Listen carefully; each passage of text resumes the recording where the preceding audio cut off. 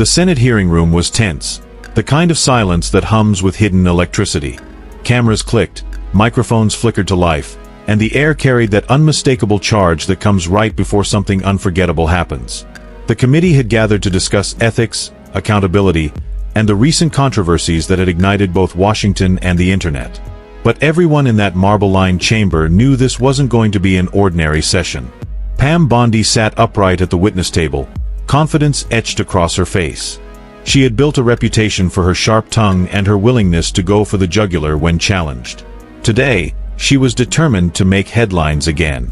Her voice carried that familiar cutting tone as she adjusted the microphone and began, "Congresswoman Crockett wants to lecture us on justice, but maybe she should start by understanding the law first." Gasps rippled through the room. Journalists leaned forward. The moment the words left Bondi's mouth, the tension exploded. Jasmine Crockett, seated just a few feet away, lifted her head slowly. Her expression unreadable, calm yet burning with quiet intensity. The senator overseeing the hearing tried to maintain order, but even he could sense that something bigger was brewing. Bondi wasn't done. "It's one thing to shout on social media," she continued, her smile tightening. "It's another to walk into this room and pretend to have moral authority. Some of us actually work to uphold the law, not rewrite it to suit our political ambitions." Her words cut deep, but Jasmine didn't flinch. Her stillness, that unbroken composure, spoke louder than any retort could. Around her, the audience shifted in their seats, some uncomfortable, others expectant. It was as if everyone was holding their breath, waiting for the inevitable eruption. A senator to Jasmine's left whispered something, maybe a word of caution, but she didn't respond. Her fingers drummed lightly against the polished wooden desk. In that subtle rhythm was a signal. She was calculating, preparing. She knew that every second of silence was being recorded, every twitch of emotion broadcast across a nation addicted to conflict. And she was going to make her next move count. Pam Bondi leaned in closer to her microphone, sensing an opening. "Tell me, Congresswoman, how many cases have you actually won?" she said with a condescending smirk. "Because from what I've seen, your expertise seems to stop where the cameras start." The jab drew a mix of laughter and gasps from the audience. Even some of the staffers exchanged looks, the kind of glances that say, "This just went nuclear." Jasmine's eyes flickered, not with anger, but with something far sharper, restraint. She glanced briefly at the senator chairing the session, who raised a hand as if to intervene, but Jasmine subtly motioned for him to let it go. Then she spoke, slowly, deliberately, each word steady as steel. "Ms. Bondi," she began, her tone composed but edged with authority, "I may not have spent my career defending the indefensible, but I've spent every day fighting for what's right. There's a difference." The room went dead silent. You could almost hear the sound of pens pausing mid-note, the soft creak of a chair as someone leaned forward to catch every syllable. Jasmine wasn't just replying, she was reclaiming the room. Bondi blinked, caught off guard by the calm precision of the response. Before she could recover, Jasmine continued, "It's easy to shout about justice when the cameras are on. But true justice isn't about who's loudest, it's about who stands for the truth when no one's watching." There it was, the pivot point. The tone shifted. What had started as an ambush was turning into a standoff of values, not volume. And the audience, both in the chamber and beyond, watching through their screens, could feel it. Something was changing in the air. The battle lines were being redrawn not with fury, but with poise. Jasmine had just set the stage for what would become one of the most talked about exchanges in recent political memory. The quiet that followed Jasmine's reply was the kind that can either crush a person or crown them. For a few long seconds, Pam Bondi didn't move. Her eyes darted from Jasmine to the senators seated in judgment, then to the cameras, realizing that the narrative she'd meant to control was beginning to slip through her fingers. The chair cleared his throat, attempting to steer the hearing back to order. "Let's proceed with civility," he said, his voice carrying the weight of protocol. But civility had already taken a back seat. The crowd, both physical and digital, could sense it. This wasn't just testimony anymore. It was a battle for truth, credibility, and public perception. Outside the walls of that grand Senate hearing room, America was watching. Millions of people streaming live coverage, dissecting every frame on social media. Hashtags were already starting to form, Hashtag Crockett vs. Bondi. Hashtag hearing showdown. Hashtag who on the floor. For Jasmine Crockett, this moment was more than a personal defense. It was a stand for something bigger. For the countless voices often dismissed in the same tone Bondi had just used. Bondi's words had carried years of coded condescension, the kind directed at women, at progressives, at anyone daring to challenge the established power structure. Jasmine had felt it before. But this time, she wasn't backing down. Bondi recovered quickly, flashing a politician's grin, the kind that hides frustration beneath layers of confidence. "That's a nice speech, Congresswoman," she said, her tone dripping with faux politeness. "But we're not here for theatrics. We're here for facts. So why don't you tell this committee exactly what experience qualifies you to question people like me?" The remark landed like a spark in dry grass. Jasmine inhaled deeply, letting the weight of the moment settle before she replied. But before she could speak, a senator to her right, an older statesman known for his neutrality, stepped in. "With all due respect, Ms. Bondi," he said, "the Congresswoman's record speaks for itself. She's questioned witnesses, written bills, and served her constituents with integrity. That is experience." Bondi turned toward him, her smile thinning. "Integrity's easy to claim," she said, "harder to prove." The senator started to respond, but Jasmine lifted her hand slightly, signaling that she wanted to handle it herself. She leaned forward, her voice firm yet measured. "You want proof, Ms. Bondi," she said. "It's in the communities that trust me. It's in the people I fight for. People who don't have a platform. People who can't afford the luxury of political theater." The chamber murmured again. Jasmine's tone was calm, but her words carried fire. She wasn't performing. She was preaching truth wrapped in dignity. "You talk about facts," she continued, "but facts without empathy are just weapons. You use them to win arguments. I use them to change lives." That sentence hit like thunder. Even Bondi's expression faltered for a brief instant, as if the sheer conviction in Jasmine's voice had pierced her carefully built armor. Across social media, clips of the exchange were already spreading.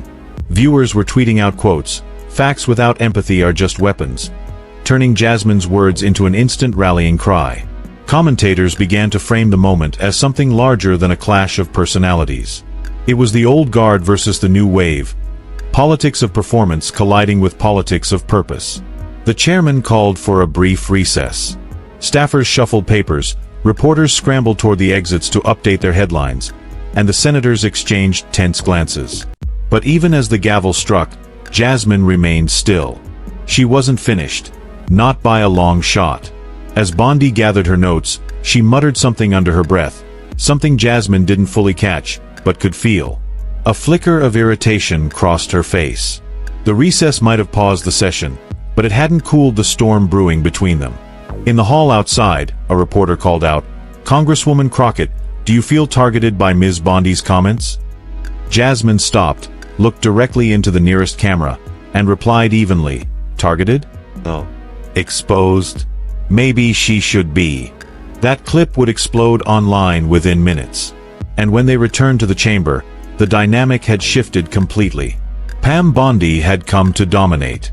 But Jasmine Crockett was about to define the day. To understand what was unfolding in that committee room, you had to understand Pam Bondi. Not just the woman sitting across from Jasmine Crockett, but the force behind the name. Pamela Jo Bondi had built her career on confrontation. From her days as Florida's Attorney General, she'd learned that public outrage was a kind of currency, and she knew how to spend it. She'd stood on stages, in front of cameras, and turned courtroom battles into primetime theater. Her allies admired her precision. Her critics called her ruthless. But Bondi didn't mind. In her world, being liked was optional. Being remembered was everything. And today, she wanted to be remembered. The committee hearing had started like many others, a standard inquiry into government accountability, one that most viewers would have ignored if not for the star power of the witnesses. But behind the curtain, Bondi had another goal. This wasn't about policy, it was about optics. About reclaiming a spotlight that had dimmed since her exit from office. About proving that her political instincts were still razor-sharp in a media landscape that moved faster than ever. She'd watched Jasmine Crockett rise through the ranks with that rare combination of intellect and charisma that made headlines. To Bondi, Jasmine represented something dangerous. A new generation of leaders who didn't wait their turn, who didn't play by the quiet, deferential rules of Washington. Women like Jasmine didn't just challenge policy, they challenged hierarchy.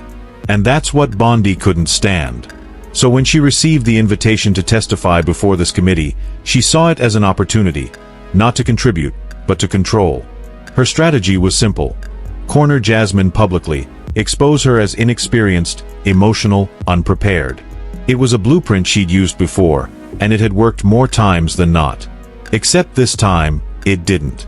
When Jasmine had fired back earlier, with that calm yet cutting tone, "Facts without empathy are just weapons," Bondi felt something she hadn't felt in years, a tremor of genuine unease. The line had gone viral within minutes. Her team's phones were already lighting up with messages from political allies asking what happened. That wasn't supposed to be the headline. She was supposed to be the headline. Still, Pam Bondi wasn't someone who crumbled easily. If anything, confrontation sharpened her focus. As the committee recessed, she retreated to the hallway with two of her aides, both speaking rapidly, trying to help her recalibrate. "She's making this emotional," one aide said. "That's what she does," Bondi replied. "She plays the underdog, it's her brand. But emotion fades. Strategy doesn't." She paused, staring at her reflection in a hallway mirror. Cameras were hovering just outside the door, hungry for another quote, another spark. She knew one wrong word could hand Jasmine another viral victory. So she composed herself, straightened her jacket, and said under her breath, "We'll turn it back on her. Make her look unhinged. They'll see." Her mind raced through angles, tone, phrasing, posture. She'd studied media the way generals studied terrain. Every gesture mattered. Every inflection was ammunition. When the hearing resumed, Bondi walked back into the chamber like a general returning to battle. The crowd sensed the change immediately. Her smile was gone, replaced by the steely calm of someone preparing to strike. The chairman gavelled the session back to order. "We'll continue," he said. Bondi leaned into the microphone. "Congresswoman Crockett," she began, "you speak about empathy, but this committee isn't a place for feelings. It's for accountability. If you want to talk about facts, let's do that." She held up a stack of papers, thick enough to make a point. "Because the facts show inconsistencies in your own statements from last session. Care to explain that to the American people?" The words landed like a trap snapping shut. But Jasmine didn't flinch. She'd expected this. Her eyes narrowed slightly, not in anger, but in understanding. Bondi wasn't debating policy anymore. She was fighting for dominance, for the narrative, for control of the public's gaze. For a moment, the room fell silent again, that tense quiet just before the next explosion. Bondi's expression softened, but her tone dripped with precision. "I respect passion, Congresswoman," she said. "But passion doesn't replace consistency. The American people want leaders who think before they speak." Jasmine smiled, faint, knowing, the kind of smile that says you've overplayed your hand. When she finally replied, her words were quiet, but every syllable cut clean. "And the American people," Jasmine said, "deserve leaders who mean what they say." The audience reacted before the chairman could gavel again. Whispers, gasps, scattered applause. Jasmine had flipped the attack effortlessly. And Pam Bondi, the master of televised combat, had just been outmaneuvered on her own battlefield. For the first time that day, Bondi's confidence wavered. Not enough for the cameras to catch, but enough for her to feel. The war wasn't over, but the tide had begun to turn. The tension in the committee room was now something you could feel. The air had thickened, even the clicking of camera shutters seemed slower, more deliberate. Everyone knew they were witnessing something that would dominate headlines by nightfall. Pam Bondi leaned back, trying to regain her rhythm, but the rhythm had already changed. The moment Jasmine smiled, that quiet, confident smile, the entire tone of the hearing flipped. The chairman tried to steer the conversation back to procedure, but it was too late for formality. The public exchange had taken on a life of its own. "Congresswoman Crockett," Bondi said, attempting to steady herself, If you'd like to make this personal, we can go there. But this is supposed to be about integrity, not emotion." Jasmine didn't interrupt. She waited, calm and composed, the kind of silence that made even seasoned politicians uncomfortable. Then, when the pause stretched long enough, she finally spoke. "With all due respect, Ms. Bondi," Jasmine began, "you keep talking about integrity as if it's a weapon. But integrity isn't something you wield against people. It's something you live by." A ripple went through the crowd. Even the chairman looked up, caught off guard by the precision in her tone. Jasmine wasn't shouting. She wasn't dramatic. She was in control. Pam chuckled under her breath, trying to appear unbothered, but it didn't land. Jasmine pressed on, her voice low but powerful. "You said earlier that empathy has no place in accountability," she continued. "But tell me, how do you hold anyone accountable if you can't even understand them? Accountability without empathy isn't justice, it's just punishment." Pam tried to interject, but Jasmine didn't let her. "You've spent years standing in courtrooms, Ms. Bondi. You know exactly what I mean. Justice without empathy doesn't heal. It divides. And that's exactly what people are tired of. Politicians who perform outrage instead of solving problems." That line, "perform outrage instead of solving problems," hit like a thunderclap. Phones lit up across the hearing room as reporters typed furiously. Clips were already being uploaded in real time. Pam's expression hardened. "That's a nice speech," she said, voice tight. "But you don't win arguments with emotion." Jasmine looked directly at her. "I'm not trying to win an argument," she replied. "I'm trying to remind people why leadership matters." The audience went silent. Bondi's hands twitched slightly, the only hint of discomfort. For someone used to controlling every camera angle, every soundbite, it was a rare moment of exposure. Then Jasmine leaned forward, her tone softening, not to mock, but to reach deeper. "You see, Ms. Bondi, people don't remember statistics or political points. They remember how leaders make them feel. You can't legislate compassion, but you can lead with it. That's what real integrity looks like." Pam didn't respond. She couldn't, because anything she said now would sound defensive. The chairman cleared his throat, breaking the silence. "Order, please." But the control was gone. The public had already decided who commanded the room. Outside, news networks were already looping the exchange.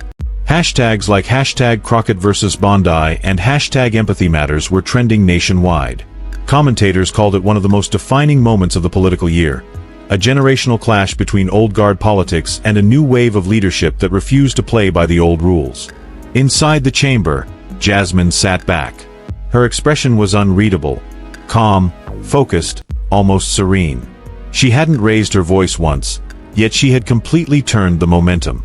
Pam Bondi glanced at her notes, searching for a counterattack, but the words suddenly looked empty. The narrative had escaped her grasp.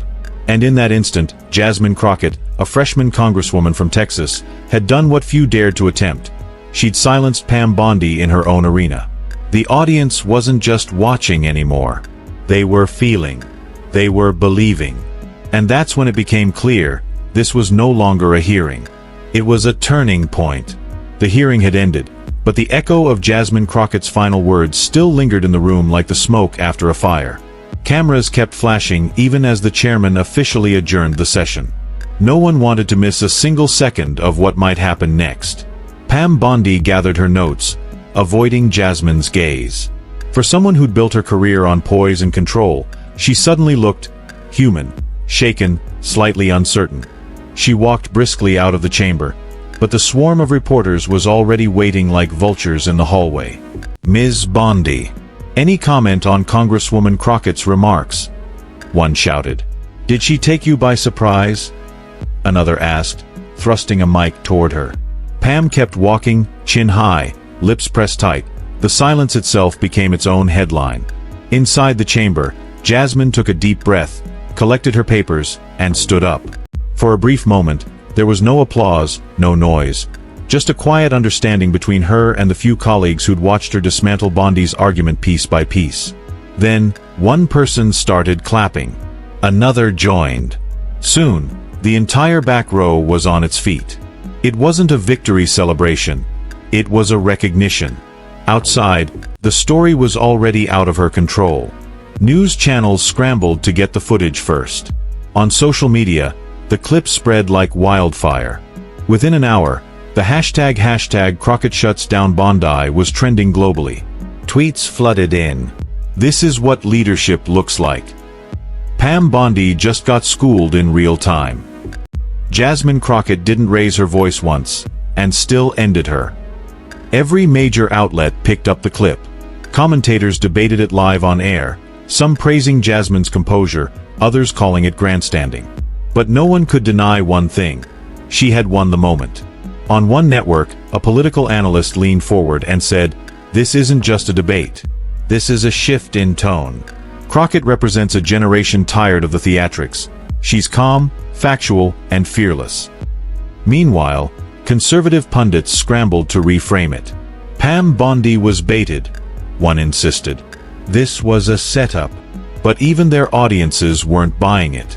The replay told its own story, and Jasmine's poise was undeniable.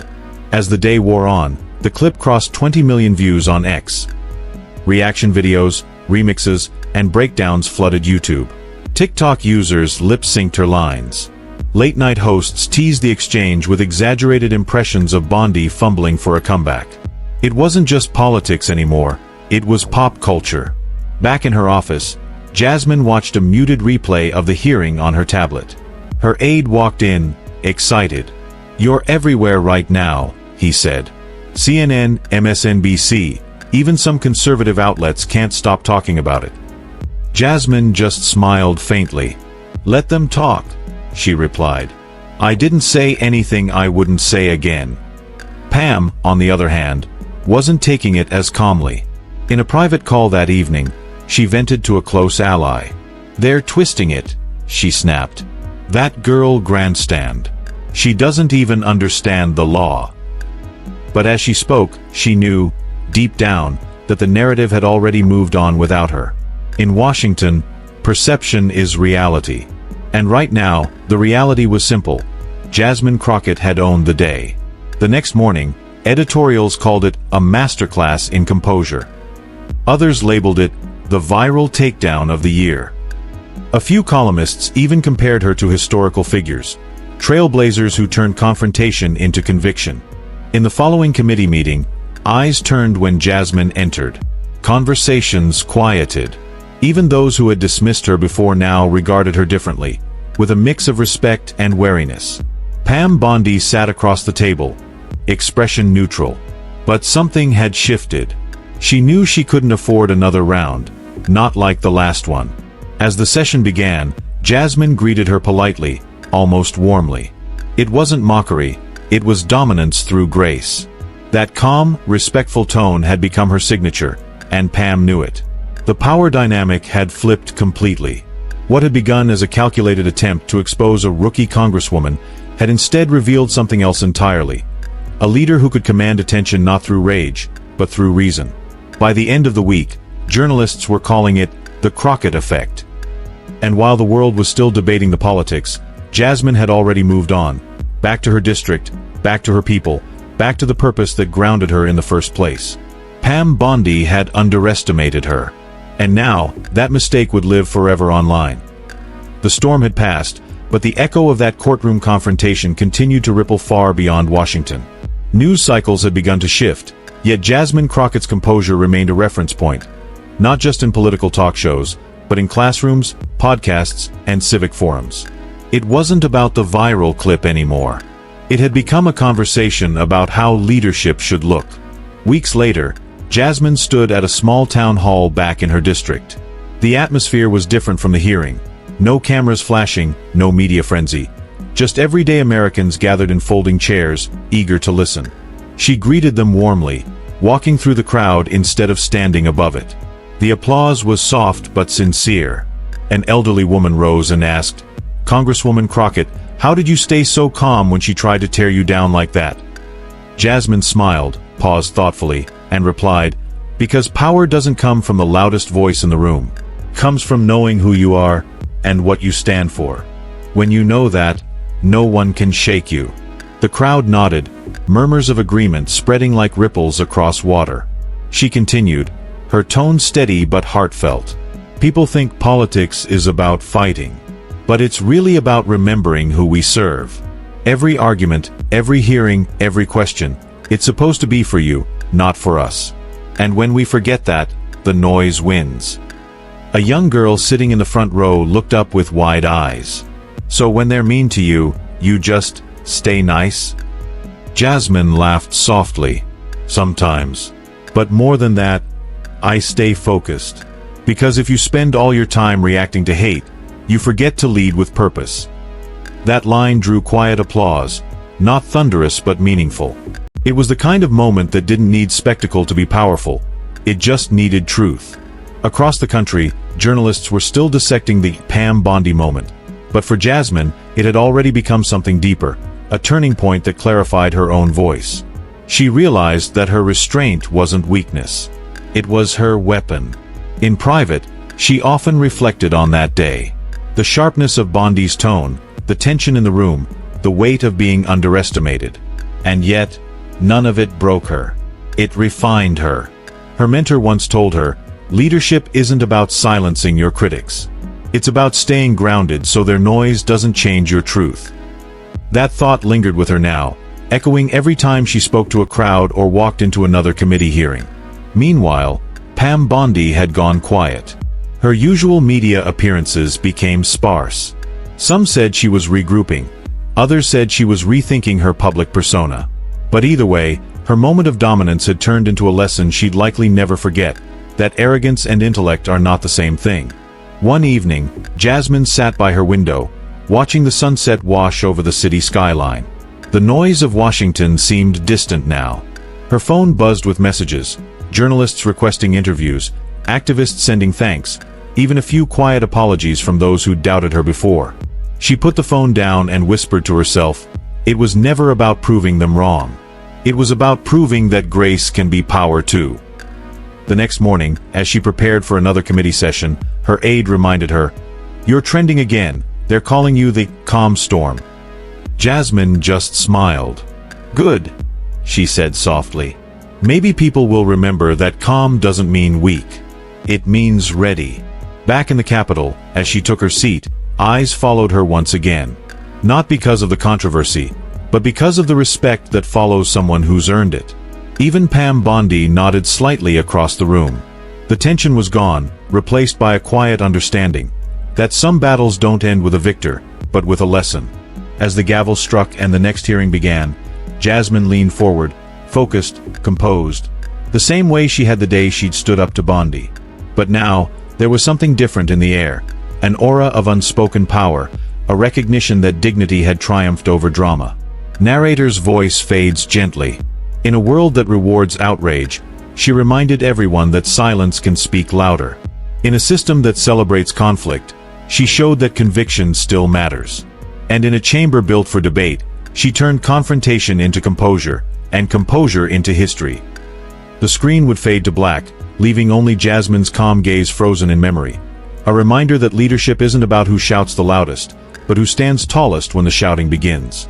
As the closing line appears on screen, the message lingers. Power isn't taken. It's revealed when you refuse to lose your grace.